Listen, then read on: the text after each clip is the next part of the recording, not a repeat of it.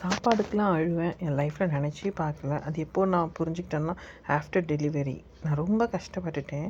ஒரு ப்ராப்பரான சாப்பாடு டைம்க்கு இல்ல. அந்த டைம்க்கு இல்லாதனால எனக்கு குழந்தைக்கும் சரியா ஃபீட் பண்ண முடியாம, பாப்பா செஸ்ட்ட கடிக்க ஆரம்பிச்சுட்டாங்க. அந்த பெயின் பயங்கரமா இருந்துச்சு. அதேமாரி என் கேட்டுக்கும் ப்ராப்பர் ஃபுட் இல்ல. ஸோ நான் சீக்கிரமா ரெக்கவரி ஆகி எழுந்து வரணுன்ற மைண்ட் செட்டில் இருந்தேன். நான் ஃபேமிலி பிளானிங்கும் பண்ணியிருந்தேன். சிசேரியனும் பண்ணியிருந்தேன். ஸோ இருந்தாலுமே நான் 5த் டேவே சமைக்க ஆரம்பிச்சிட்டேன். நம்மளுக்கு சாதம் இல்லைன்னா கூட பரவாயில்ல. நம்ம குழந்தைங்களுக்கு எப்போவுமே அழகாக டைமுக்கு ஊட்டி பழகியிருப்போம். அது நம்ம குழந்தையா இருந்தாலும் நம்ம பூனைக்குட்டியாக இருந்தாலும் 2த்துக்குமே சாப்பாட்டில் முதல் செம்ம பெயினுங்க. சொல்லுவாங்க இருக்கிறத சூடு பண்ணி சாப்பாட்டாலன்னு சொல்லுவாங்க. ஆனால் அப்படி நான் எப்போவுமே என் ஃபேமிலிக்கு டெடிக்கேட்டாக சமைப்பேன். இத்தனைக்கும் நான் சிசேரியன் ஆப்ரேஷன் பண்ண போகிற அன்றைக்குமே என் வீட்டில் நல்லா சாப்பாடு, சாம்பார், பொரியல்லாம் செஞ்சு வச்சுட்டு தான் போனேன். ஸோ நான் சாப்பாடுக்கு ரொம்ப முக்கியத்துவம் கொடுப்பேன். அதே மாதிரி என் சின்ன குழந்தை இருக்குது, இப்போ தான் 2 மந்த்ஸ் தான்.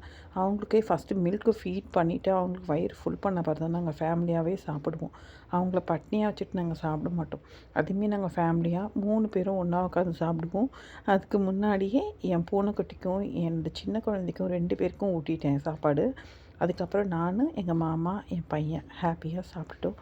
லைஃப் ரொம்ப ஸ்வீட்டாக அழகாக போகுது. எவ்வளோ கஷ்டம் வந்தாலும் கொஞ்ச நாள் தான். அதுவே நம்ம ஹாப்பியாக இருக்குதுன்னு சொல்லிட்டு பறந்து போயிடும். ஹாப்பியாக இருங்க.